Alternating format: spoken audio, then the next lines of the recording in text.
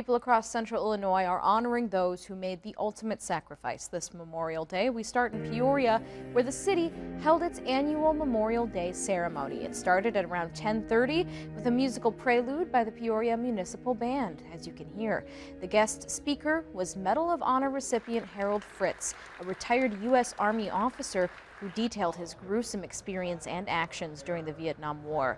Jim Ulrich, the commander of the American Legion Post 2, says being able to hear firsthand what our veterans experienced is important as we get further from past conflicts. The young kids today, they don't know, they think, well, the United States has always been like that. Unless they study history, they don't know how, and all the steps that we've had to take to get our country like this.